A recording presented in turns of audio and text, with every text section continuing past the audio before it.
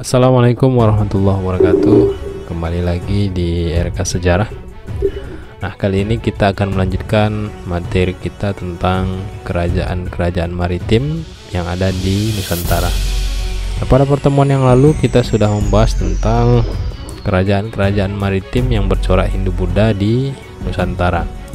Nah, pada kali ini kita akan membahas tentang kerajaan maritim yang bercorak Islam yang pernah berdiri di Nusantara. Nah, yang pertama adalah Kerajaan Perla. Kerajaan Perla atau Kesultanan Perla merupakan kerajaan Islam yang terletak di wilayah Perla, Provinsi Aceh saat ini. Kerajaan ini diprediksi sebagai kerajaan yang pertama berdiri di Indonesia pada tahun 840 sampai dengan 1292 Masehi. Nah, secara geografis bisa dilihat pada peta bahwasanya posisi Perla ini terletak di sekitar wilayah Selat Malaka di Provinsi Aceh. Nah, sumber yang menyebutkan bahwasanya kerajaan ini pernah berdiri adalah berdasarkan Hikayat Aceh. Kemudian yang kedua berdasarkan berita Cina, yaitu berdasarkan catatan dari Zhou Ruqua yang ditulis dalam buku Zupanzi pada tahun 1225. Kemudian berdasarkan catatan Marco Polo, yaitu seorang penjelajah yang berasal dari kota Venesia, Italia. Selanjutnya, yang mendirikan kerajaan Perla ini adalah Sultan Alauddin Syed Maulana Abdul Aziz Shah, yaitu seorang keturunan Arab yang beraliran Syiah. Kerajaan Perla ini berakhir akibat adanya serangan dari kerajaan Sriwijaya pada tahun 986. Kemudian disatukan dengan Kesultanan Pasai pada tahun 1292 Masehi oleh Sultan Muhammad Malik Al-Jahir, yaitu putra Sultan Malik As-Saleh. Nah, selanjutnya Kerajaan Samudra Pasai. Kerajaan Samudra Pasai adalah salah satu kerajaan Islam yang juga terletak di Provinsi Aceh, atau tepatnya sekarang berada di kota Lok Semawe, Provinsi Nanggro Aceh Darussalam. Kerajaan ini diperkirakan berdiri antara tahun 1267 sampai dengan 1521 Masehi. Samudra Pasai didirikan oleh Marasilu yang bergelar Sultan Malik As-Saleh sekitar tahun 1267. Sumber yang menyatakan bahwa kerajaan ini pernah ada adalah berdasarkan Hikayat Raja-Raja Pasai, kemudian berdasarkan catatan Ibnu Batutah, yaitu seorang musafir yang berasal dari Maroko yang pernah singgah di Pasai pada tahun 1345. Kemudian berdasarkan catatan Marco Polo yang pernah singgah di Aceh pada tahun 1292. Kemudian berdasarkan catatan Mahwan ini adalah juru tulisnya dari Laksamana Cheng Ho yang juga melakukan hubungan dengan Pasai. Kemudian berdasarkan catatan Tommy Pires, Kesultanan Pasai ini pada akhirnya runtuh setelah terjadi serangan dari bangsa Portugis pada tahun 1521. Bagaimana kehidupan pemerintahan di Kerajaan Samudra Pasai? Pada bidang pemerintahan terdapat istilah menteri, kemudian ada syah bandar dan kadi. Menteri ini adalah pejabat yang mengurusi suatu urusan di dalam pemerintahan. Syah bandar ini adalah bisa dikatakan sebagai penguasa pelabuhan atau bandar, ya, perniagaan yang ada di kerajaan. Kadi ini adalah bisa dikatakan sebagai hakim, ya, hakim atau orang yang mengetahui hukum di dalam kerajaan tersebut atau kesultanan tersebut. Kemudian dalam bidang pemerintahan juga ada istilah tun atau gelar tun. Gelar ini diberikan pada putra-putri raja atau para petinggi kerajaan. Kemudian dalam bidang pemerintahan juga pada Kesultanan Pasai memiliki beberapa kerajaan bawahan dan penguasanya diberi dengan gelar sultan. Kerajaan Pasai ini tidak seperti kerajaan lain yang memiliki benteng pertahanan yang terbuat dari batu, tetapi walaupun demikian Kesultanan Pasai ini memagari kotanya dengan kayu, ya, yang berjarak beberapa kilometer dari wilayah pelabuhannya. Kemudian dalam bidang pemerintahannya, pada kawasan inti kerajaan terdapat masjid dan pasar yang dilalui oleh sungai yang bermuara ke laut. Kemudian selanjutnya di bidang perekonomian, Kerajaan Samudra Pasai mengandalkan perdagangan lada, ya, rempah-rempah sebagai komoditas ekspor. Sebenarnya lada ini bukan merupakan tanaman asli dari Kerajaan Samudra Pasai. Nah, lada ini merupakan salah satu tanaman yang dibawa oleh para pedagang Arab pada waktu itu yang berasal dari wilayah Afrika. Kemudian mereka mencoba menanam di Aceh dan ternyata lada ini dapat tumbuh subur. Dan lada ini kemudian dikembangkan menjadi salah satu komoditas ekspor masyarakat Aceh, yaitu Kerajaan Samudra Pasai pada waktu itu. Kemudian di dalam bidang perekonomian, Samudra Pasai juga sudah mengenal koin emas sebagai alat transaksi dengan mata uangnya yang disebut dengan dirham. Kemudian di bidang perekonomian juga Kerajaan Samudra Pasai membudidayakan tanaman padi sebagai makanan pokok yang siklusnya dipanen 2 kali dalam setahun. Juga dalam bidang perekonomian terdapat peternakan sapi yang digunakan untuk kebutuhan sendiri. Jadi sapinya selain digunakan untuk kegiatan pertanian juga untuk kebutuhan masyarakatnya itu sendiri. Nah, selanjutnya bidang kebudayaan. Jadi Kesultanan Pasai ini sudah memeluk agama Islam, ya. Kesultanan Pasai ini sudah memeluk agama Islam walaupun pengaruh Hindu dan Buddha masih terdapat dalam kehidupan masyarakatnya, terutama dalam adat istiadat dan kebiasaan-kebiasaan yang terdapat dalam kehidupan masyarakat. Berdasarkan catatan dari Mahuan dan Tommy Pires, mereka membandingkan dan menyebutkan bahwa kehidupan sosial budaya masyarakat Pasai mirip dengan kesultanan yang ada di Malaka.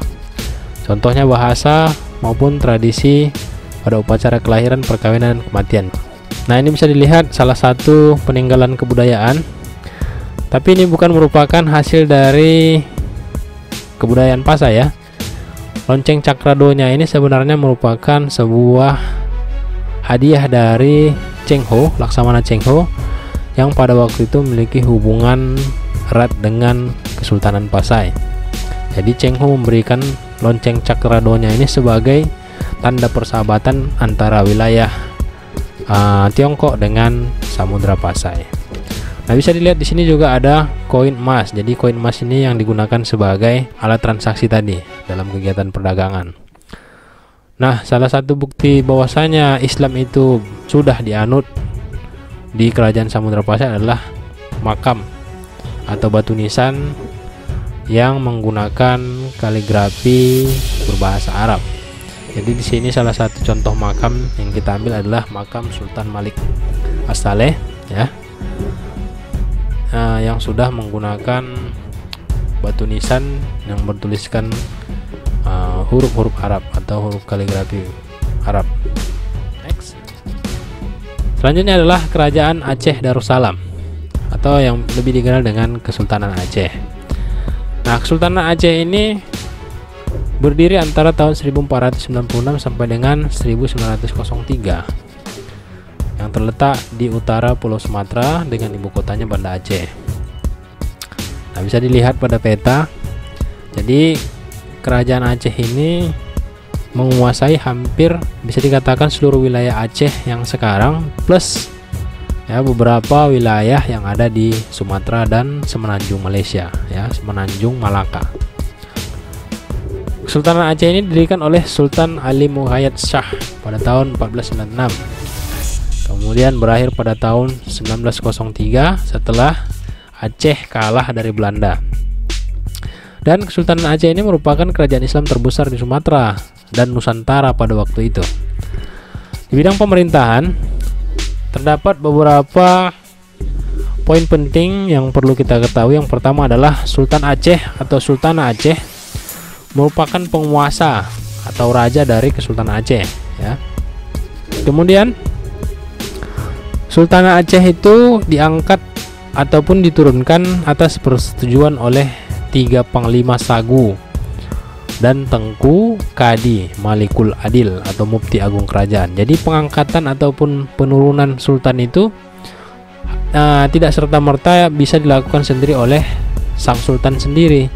Jadi harus ada persetujuan dari 3 panglima sagu. Sagu ini adalah istilah daerah, jadi panglima teritorial bisa dikatakan. Jadi harus ada izin dari 3 panglima daerah, kemudian ditambah 1 mufti agung kerajaan atau ulama kerajaan, ya. Barulah bisa seorang sultan diangkat ataupun diberhentikan. Kemudian lambang kekuasaan tertinggi yang dipegang oleh sultan dilambangkan dengan 2 cara, yaitu keris dan cap. Jadi seorang sultan itu sah dikatakan sebagai sultan apabila dia memiliki 2 pusaka, yaitu keris dan cap. Kalau sekarang stempel sebagai legitimasi bahwasanya dia berkuasa atas wilayah yang diperintahnya. Nah, ini gambar ya, bukan contoh. Ini adalah gambar Kesultanan Aceh, Sultan Aceh bersama dengan para pengikutnya, pendampingnya. Next, dalam Kesultanan Aceh ada beberapa perangkat pemerintahan yang dapat kita ketahui. Yang pertama adalah Balai Rongsari, lembaga ini dipimpin oleh sultan sendiri, yang anggotanya terdiri dari 4 hulu balang dan 7 ulama. Tugas dari lembaga ini adalah membuat rencana dan penelitian tentang kehidupan seputar kerajaan atau kesultanan.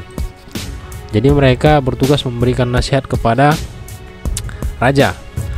Kemudian yang kedua adalah Balai Majelis Mahkamah Rakyat yang dipimpin oleh Kadli Malikul Adil yang beranggotakan 73 orang, atau bisa dikatakan Balai Majelis Mahkamah Rakyat ini adalah Dewan Perwakilan Rakyat yang sekarang, atau bisa dikatakan inilah badan legislasinya yang memberikan legitimasi kepada raja.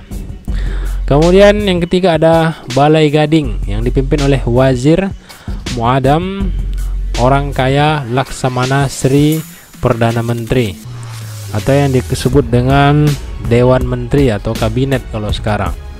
Jadi Balai Gading ini adalah kabinetnya sultan, ya. Selanjutnya Balai Furdah atau lembaga yang mengurusi kegiatan ekonomi yang dipimpin oleh seorang wazir yang bergelar Menteri Sri Paduka. Jadi ini bisa dikatakan sebagai menteri perekonomiannya atau departemen perekonomiannya. Kemudian yang kelima ada Balai Laksamana, yaitu lembaga yang mengurus angkatan perang yang dipimpin oleh seorang wazir yang bergelar Laksamana Amirul Harb, ya. Jadi ini bisa dikatakan sebagai kalau sekarang itu mungkin TNI-nya ya, atau Tentara Nasional Indonesia kan. Jadi Balai Laksamana ini mengurusi masalah pertahanan, ya, pertahanan dari kerajaan.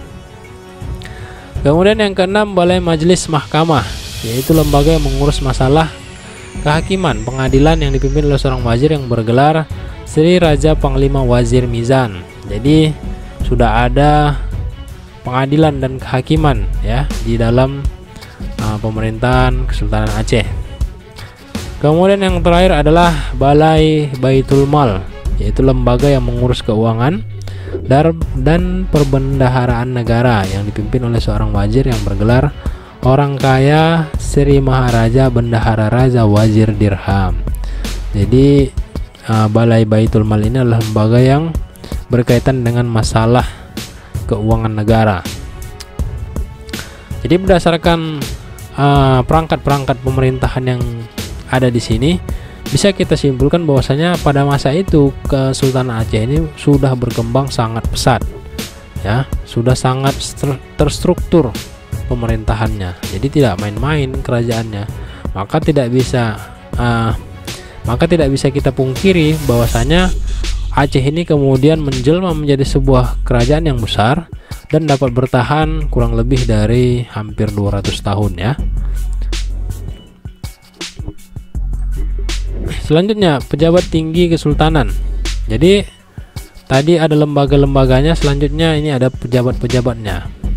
Jadi yang pertama adalah Syah Bandar. Syah Bandar ini adalah pejabat yang mengurus masalah perdagangan di pelabuhan. Kemudian ada Tengku Kadi Malikul Adil atau yang dikenal dengan Hakim Agung. Kemudian ada Wazir Sri Maharaja Mangkubumi, yaitu pejabat yang mengurus segala hulu balang, atau bisa dikatakan ini adalah menteri dalam negerinya. Kemudian Wazir Sri Maharaja Gurah, yaitu pejabat yang mengurus urusan hasil-hasil dari pengembangan hutan, bisa dikatakan sebagai menteri kehutanannya lah pada waktu itu. Selanjutnya ada Tengku Kerukun Katibul Muluk, yaitu pejabat yang mengurus masalah urusan kesekretariatan negara, termasuk penulis resmi surat kesultanan, dengan gelar lengkapnya adalah Wazir Ramasetya Kerukun Katibul Muluk. Kalau sekarang itu adalah Mensesneknya. Jadi, dan yang terakhir adalah Ulu Balang. Ulu Balang ini adalah pejabat pemerintah dalam Kesultanan Aceh yang memimpin sebuah daerah atau sagu. Nah, tadi ada sagu, panglima sagu. Jadi Ulu Balang ini adalah pejabat daerah, bisa dikatakan setingkat kabupaten dalam struktur pemerintahan Indonesia sekarang. Dan pemegang jabatan Ulu Balang ini diberi gelar Tengku untuk yang laki-laki dan Cut untuk yang perempuan. Nah, ini foto yang diambil dari pejabat-pejabat Kesultanan Aceh. Mungkin yang tengah ini ada yang bisa tebak ini siapa kira-kira ini? Tidak asing wajahnya. Oke, next. Nah, dalam kegiatan perekonomian, Aceh merupakan kesultanan yang sangat maju dan makmur. Komoditas yang diperdagangkan diantaranya adalah minyak tanah, kemudian ada belerang, kemudian ada kapur, kemudian kapur barus, dan emas. Ya, ada emas. Selanjutnya ada sutra. Jadi ini komoditi ekspornya. Selain dari situ banyak. Jadi dalam kegiatan perekonomiannya tidak hanya itu, juga tetap mengekspor rempah-rempah lada. Jadi lada tetap mereka gunakan, tetap diperdagangkan dalam kegiatan perekonomian. Hanya saja ini sebagai tambahannya. Selanjutnya dalam bidang arsitektur, pada masa Kesultanan Aceh bisa kita lihat arsitektur itu berkembang sangat pesat ya. Salah satu bidang arsitektur yang bisa kita lihat sampai sekarang ini Benteng Indrapatra, kemudian Masjid Tua Indrapuri, kemudian komplek pemakaman keluarga Sultan, kemudian ada Pintokop, kemudian ada Lesung dan gunungan di pusat kota Banda Aceh. Nah, ini dia, ini Benteng Indrapatra, kemudian Masjid Indrapuri, kemudian ini komplek makam Sultan, dan ini adalah gunungan. Nah, mungkin ada yang bertanya kenapa Masjid Besar Banda Aceh ya, atau Masjid Baitur Rahman tidak termasuk dalam peninggalan arsitektur Kesultanan Aceh. Sebenarnya Masjid Baitur Rahman yang sekarang ini itu merupakan hasil dari pemugaran. Karena pada saat perang Aceh ya, pada saat terjadinya perang Aceh, masjid tersebut pernah dibakar oleh Belanda. Kemudian masjid itu dibangun kembali seperti bentuknya yang sekarang. Jadi arsitektur yang aslinya sudah tidak ada lagi. Jadi yang sekarang itu merupakan perpaduan antara arsitek Eropa dengan Timur Tengah. Jadi bukan lagi merupakan murni dari Kesultanan Aceh itu sendiri. Selanjutnya dalam bidang kesusastraan. Jadi karya-karya sastra pada masa Kesultanan Aceh ini sangat-sangat banyak ya. Nanti silahkan kamu searching ya. Dalam bidang karya sastra yang paling banyak ditemukan ini adalah dalam bentuk hikayat, kemudian syair. Contohnya adalah Bustanus Salatin atau Taman Para Sultan, Tajus Salatin, Sulalatus Salatin, dan Hikayat Aceh. Kemudian dalam syair itu ada syair Si Burung Pingai, syair Si Burung Pungguk, syair Sidang Pakir, syair Dagang, dan syair Perahu.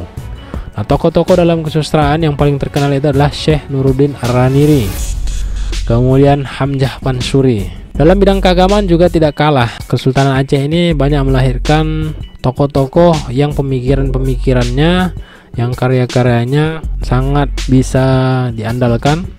Kemudian juga masih ada beberapa yang masih dipakai sampai saat ini. Salah satunya adalah Syekh Abdul Raub yang menerbitkan terjemahan dari tafsir Al-Quran Anwarut Tanzil wa Asyrarut Takwil karangan Abdullah bin Umar bin Muhammad Syirazi al-Baidlawi yang kemudian diterjemahkan ke dalam bahasa Jawi. Selanjutnya ada Syekh Daud Rumi yang menerbitkan risalah Masailal Muhtadin li Ihwanil Muhtadi yang kemudian menjadi kitab pengantar didayah sampai sekarang. Kemudian yang terakhir adalah Syekh Nuruddin Araniri yang setidaknya telah menulis 27 kitab dalam bahasa Melayu dan Arab. Dan yang paling terkenal adalah karyanya yaitu Syiratal Mustaqim. Kemudian kitab fikih pertama terlengkap dalam bahasa Melayu. Selanjutnya dalam bidang kemiliteran. Salah satu yang perlu kita ketahui dari Kesultanan Aceh ini adalah pada bidang kemiliteran. Jadi kebudayaan militer berkembang di Aceh. Ya, itu terbukti dari kemampuan Aceh dalam organisasi militer, baik itu di darat maupun di laut. Nah, dalam bidang kebudayaan, dalam kemiliteran terutamanya, pada masa Sultan Selim II dari Turki Utsmani dikirimkan beberapa teknisi dan pembuat senjata ke Aceh. Jadi Kesultanan Aceh ini memiliki hubungan yang baik dengan dunia internasional pada waktu itu. Salah satunya adalah Turki. Jadi Turki dengan Aceh itu menjalin hubungan kerjasama yang baik, terutama dalam bidang militer. Itu dibuktikan dengan senjata-senjata yang digunakan oleh Aceh itu banyak dikirim dari Turki. Selanjutnya Aceh kemudian menyerap kemampuan militer ini, ilmu-ilmu kemiliteran dari Turki, kemudian memproduksi peralatan militernya sendiri. Salah satu contohnya adalah meriam. Meriam yang diproduksi di Aceh itu contohnya diambil dari Turki tapi dibuat di Aceh. Jadi meriam ini terbuat dari besi dan digunakan untuk keperluan kegiatan militer dari Kesultanan Aceh. Ya, baik, itulah tadi pembahasan kita tentang Kesultanan atau Kerajaan Maritim Islam di Indonesia. Nah, untuk bagian selanjutnya kita akan membahas tentang Kerajaan Islam, Kerajaan Maritim Islam, Kerajaan Islam Sumatera. Selanjutnya kita akan membahas Kerajaan Islam yang ada di Jawa. Sampai di sini dulu perjumpaan kita. Terima kasih sudah menyaksikan video ini sampai selesai. Assalamualaikum warahmatullahi wabarakatuh.